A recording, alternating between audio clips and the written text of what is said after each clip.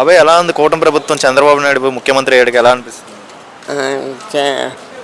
చంద్రబాబు నాయుడు పరిపాలన బాగుంది. బాగుంది.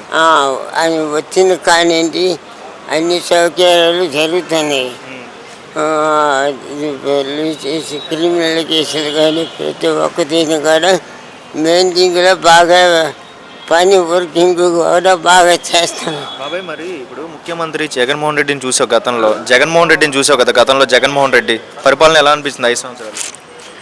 ఆయన చేసిన పరిపాలన ఆగిపోతుంది. ఈయన చేసేది స్ట్రిక్ట్గా ఉంది. ఎక్కడ ఏ పనులు కూడా అవ్వట్లేదు. దానివల్ల యాక్సిడెంట్లు విపరీతంగా 5 సంవత్సరాలు బాగుండేవి.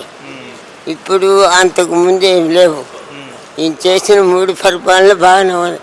4 దీంట్లో దిగిపోయాడు, 5వది ఇప్పుడు వచ్చాడు. ఇప్పుడు ప్రతి పథకాలు నడిపిస్తున్నాడు. రాజధాని నడిపిస్తున్నాడు. పోలవరం కానీ ఎక్కడెక్కడున్న దోమకొట్లన్నీ లైన్లో పెట్టి నడిపిస్తూ బాగా చేస్తాడు. ఆర్టీసీ సౌకర్యాన్ని బస్సులు వేశాడు.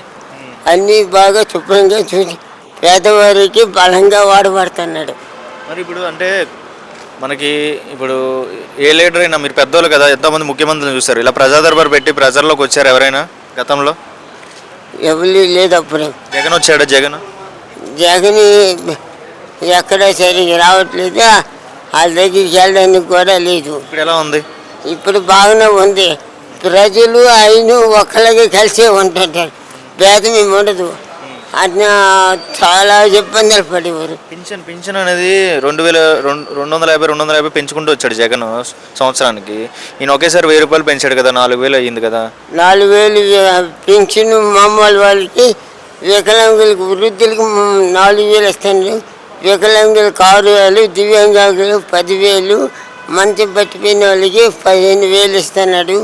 మరి గ్యాస్ బండ్లు అన్నీ అంటే సౌకర్యంగా హాస్పిటల్లో కానీ ట్రీట్మెంట్లో కానీ ఎక్కడ కూడా లైసెన్స్ లేకుండా బంధించి శుభ్రంగా ప్రజల మీద అండాగా ఉండి అన్న క్యాంటీను, మరంటే అక్క చెల్లెమ్మలకి క్రిస్మస్ కానుక, సంక్రాంతి కానుక, మరంటే క్రిస్టియన్, ముస్లిమ్స్ అవన్నీ చివరి అయిపోయినాయి. అవి ఇప్పుడు ఇస్తున్నారు. అన్ని లైన్లో కూడా బస్సులు సౌకర్యం, రోడ్ల సౌకర్యం, సమస్తము క్లీనింగ్లో కూడా అన్నీ